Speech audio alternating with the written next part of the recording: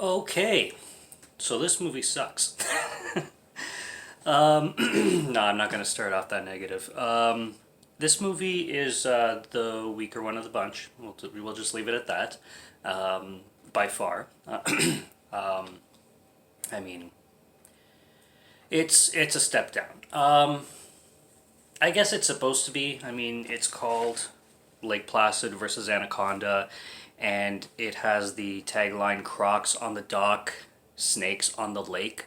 Even though neither of those two things really happen all that much, especially the snakes on the lake, you don't really get the snakes showing up a whole lot, to be honest. And the biggest downfall of this film is right back to absolute horrendous CGI, especially on the snakes. And that's disappointing because this film does touch a little bit on the Anaconda films. One in particular, Anaconda's The Hunt for the Blood Orchid or The Search for the Blood Orchid, which was a pretty good B film, I might add. And they actually cross the universes of Lake Placid and Anaconda quite well, and they really develop what could have been a really great story to go with, the B movie cheesiness of the whole thing. Excuse me. But unfortunately, they really shit the bed with the CGI and the special effects on the crocodiles and the snakes. But the snakes are just horrendous. And like I said, there's not too much of them showing up or anything like that. Also, you get Robert Englund back, and I have absolutely no problem with Robert Englund. The guy's the man. But there's no reason to bring him back. He died in the last fucking film. So I'm wondering, is this a prequel? First of all, he has an eye patch on him, right over there. And that's how he's introduced to the film. He's right at the beginning. The guy got slayed in the final chapter. So I'm thinking this is a prequel, but why would he have a hook and, like, a hook for a hand and eye patch when he didn't in the last film? It doesn't really add up. And then as the film goes on, it's not a prequel, it's a sequel from the looks of everything. And I'm just sitting there like there's no way that Robert England survived that accident, and his role in this film serves absolutely nothing. So unless he had some contract signed that he already needed to be in two films, in four and five, but why would you kill him off so viciously in the last film and then just be like, oh, he's back, he just survived somehow, and somehow just the crocodile took his freaking arm and eye and he was fine after that. The guy was like grabbed and like blood splattered everywhere, and there's no way the guy would survive that at the end of the fourth film. But regardless, let's get into a little bit of detail for Lake Placid versus Anaconda. I did watch both films, the next one as well. I watched Lake Placid Legacy, and I'll be reviewing both today now. So let's get into it. Lake Placid versus Anaconda starts off with Robert England amongst these scientists who are playing around with hormones and trying to mix crocodile hormones with snake hormones. And they're taking it from the crocodile, putting it into the snake in an incubator, and they want to make the snake grow and reproduce eggs in a very, very short amount of time, which we'll get into a little bit later in the film. And they want this snake to lay eggs in pretty much like 48 hours or something like that. And of course, they're paying Robert Englund, Jim, his name. I actually, at the beginning of the film too, thought maybe he brought him back as Robert Englund playing someone else, maybe a twin or something like that, or just a whole different character in general. But no, it's Jim again. It's the same character. And they're paying him, because he's a poacher, to bring him into this quarantined lake, Black Lake, from the final chapter, the previous film, and then this accident happens because you play around with animals trying to inject them with hormones. Probably one's gonna escape and fuck some shit up. So the crocodile does, and it does break out of this place, and gets out of the fence because while one guy's trying to escape, he just drives right through the friggin' door, which makes me wonder why they would pay Robert England in the first place, because they could have just broken their way in the same way. But, who knows, so. but he took it on himself to get into a truck and drive right through the gate, and that's how the Crocs escape. There's another lake that's a few miles away, north or something, or south, one of them, called Clear Lake. And once again, just like the last film, we are introduced to, especially the Lake Placid 3, the way that went, we're introduced to these group of kids that are completely put into the film just to be side characters and just to be killed off and be given nothing but tropes and jokiness, and it's actually kind of funny and strange at the same time how much focus this film places on this sorority hazing thing by this one girl named Tiffany, and Tiffany is your stereotypical bitch who is, basically enslaving these girls who want to be part of the sorority, including one of the main girls named Bethany, who is a main character in the film because she ends up being the daughter of this guy named Tully, who works for the same company that they mention in all these films, something Fish and Wildlife. There you go. So Tully works for Fish and Wildlife, which is the animal sanctuary kind of wildlife company that's been mentioned, I'm pretty sure, in every film, after 2 at least. His daughter is vacationing with these sorority chicks, and she's a sweet girl. She lost a mother, she mentions, and her mother was part of the sorority, so this is the reason why she's pledging, because she wants to kind of carry forth the memory of her mom, and has to deal with Tiffany and how friggin' insane she is. All these characters, like I said, they're just tropes, and they're just in there. They're put in there for humor and to die. And if the effects were better, it would be fine, I guess. This film just feels like semi fun. It seems like it's not going balls to the wall with its themes, I found.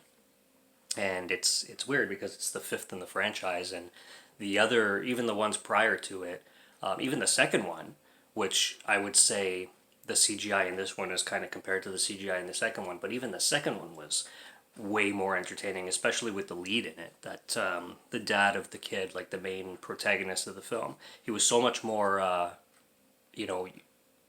capturing than anybody other than Reba. Reba's back. So we got Reba back.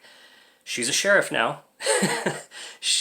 Because another trope, Lake Placid 3, you get a new sheriff, and then Lake Placid 4, the final chapter, you get a new sheriff, and now this one, you get a new sheriff. And it's Reba. And Reba is treated very differently in this film, too. Lake Placid 3 and the final chapter, which I personally would love, I think it makes the best double feature in this franchise. 3 and 4 go really well together, especially specifically because of Reba. But in this one, they tone her down way, way, way down. She's not as badass as she was in the previous 2, although she is in some ways. She's way more reserved. She's way more professional, you could say. And there's even moments where you can sympathize with her, where she starts to take situations a lot more seriously, instead of just being badass and goofy all the time and just wanting to kick ass and shoot giraffes. If you've seen the previous videos, you know what I'm talking about. Or if you've seen Lake Placid 3, you know what I'm talking about. But yeah, so it's cool to see her back. I wish I could say it's cool to see Robert Englund back, because he's, like I said, he's awesome. There's nothing wrong with him or his acting, but there's no reason whatsoever to have him in this film. He just doesn't fit any of the plot at all. So, and the Tiffany character too. She's this, stereotypical sorority lead bitchy girl who's selfish as fuck. There's one scene in particular where this girl named Jennifer is she's dying in a vehicle, in Tiffany's vehicle because the vehicle's being crushed by an anaconda and like smashed into like a ball pretty much, and she's being crushed inside the vehicle, and then Tiffany starts to cry, and then she's like, "What am I gonna tell my dad now? He just bought me that car." Oh fuck. And just every line is cringe like that. Like you're just like clever kind of thing the whole way through. Excuse me, the whole way through. I do like one of the girls that's pledging to also be in the sorority named Margot. And Margot is like the punky girl, the kind of metalhead you could say. Very sarcastic. She's always like, she has the good one-liners because she's always talking back and like making sarcastic jokes and just throwing everything back at Tiffany anytime Tiffany acts like an idiot or acts like a bitch or whatever. And her dialogue is really good, and her character is really the most relatable because she's surrounded by these ditzy princess chicks, and it's actually, she reveals why she's there because Bethany and her are having a conversation in one scene, and Bethany's like, "What are you doing here? Like, you're so out of place. Like, clearly you don't like any of these chicks, and you don't seem like you are like these chicks. So what are you doing here?" And she says that she is majoring in psychology or something like that, and that this is one of her theses to like to study and to research because she claims that who in their right mind would want to join a sorority, especially when it involves bullshit like this. You do get some nudity here and there. You get some titty shots. No full frontal like Placid 3. That was probably the best nude scene there was in the entire franchise, was at the beginning of part 3. But you get some here and there. There's a speedboat scene with these two girls, and the one dude driving the boat is like, you know that bikinis are optional, right? And chick's like, "Does that line really always work?" All sarcastic, and I don't know what he says, but then she just takes off her top like 5 seconds later.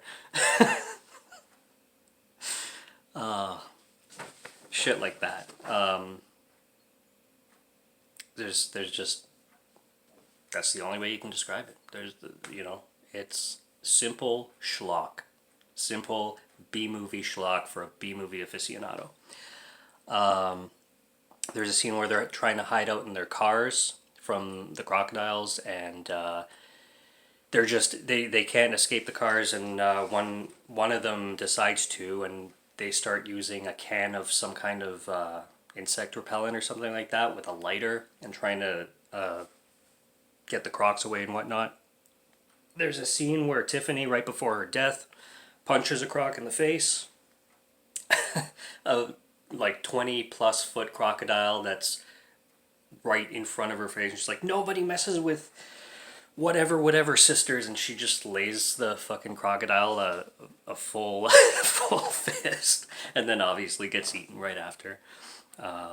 Man, this film is packed. It's like I said, I can't say it's great, but it has laughs, and I watched both these films twice. I don't know if I mentioned that already, but I had to watch Lake Placid versus Anaconda and Lake Placid Legacy twice to fully wrap my mind around the kind of convoluted plot, because they seem to jump from plot point to plot point and rush a lot of things. What I was saying though about the combination between Anaconda and Lake Placid that they do real well is that they go right back to Anaconda's The Hunt for the Blood Orchid. And I don't know if this was the same lady in Hunt for the Blood Orchid, but she mentions her father doing the research that they were doing in that Anaconda film with these snakes that they were trying to look up eternal life from, because these snakes did grow and live forever and they were pretty much immortal. But she found that this serum that they got from the snakes doesn't work on humans because it basically just becomes toxic and immediately kills the host or the person that takes the serum. So what she wants to do is find these rare crocs and take their hormones to combine it with the snakes to, get this, make crocacondas. Okay? She says crocacondas. It's used in the film. I didn't make that up. You can't make that up.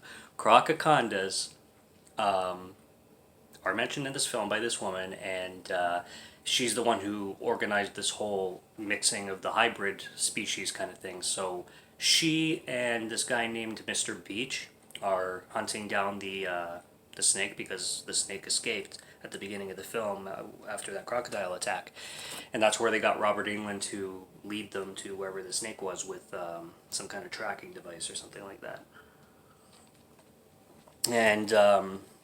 And there's cool snake moments. I just wish the snakes looked more real, and if there was more of them, it would be nice. There's a scene where a snake wraps around the crocodile and just squeezes the shit out of it till it explodes. There's a lot of blood splatter in this film. That's good. All the blood's CGI, obviously, but the aftermath of a lot of the blood splatters are good when Reba's like soaked in it and she's like, this is getting really disgusting in her like badassness. And there's a scene where a crocodile whips a snake at a helicopter and just tosses it, and the thing explodes on the propellers of the chopper, and then the chopper crashes down, and then right after Mr. Beach gets eaten by a snake, and then in the snake's stomach you see him inside the fucking thing, and he pulls a grenade and he's like, bye bye baby, which I don't know what that's a reference to, like bye bye baby. Maybe he was mentioning the fact that the snake was recently born. I don't know. Or he's referencing something that I have never seen before, or just saying bye bye baby for no reason. But yeah, he kills himself and the snake, and it's cool too because this woman, Miss Murdoch, the lady who's researching the blood orchid and the hybrids and hunting down her baby snakes, whatever. Her and Reba, when they're on screen together, because they're both such badass bitches, they clash so much, and their banter is really funny. It doesn't last for long, like I said, but Murdoch is trying to kill the crocs, and Reba's trying to kill the snakes, and they both want the other animal alive, and it gets pretty comical when shit starts to go in that direction. But yeah, and talking about all that, like I said, you got a lot of plots going on at once. There's the father Tully who works for Fish and Wildlife, and his mission is basically working with Reba to go find Bethany at Clear Lake, because once he finds out that he thought Clear Lake was safe, but once he finds out that these crocs escaped to Black Lake, he's like, oh shit. So he works with Reba to go rescue Bethany from Clear Lake now.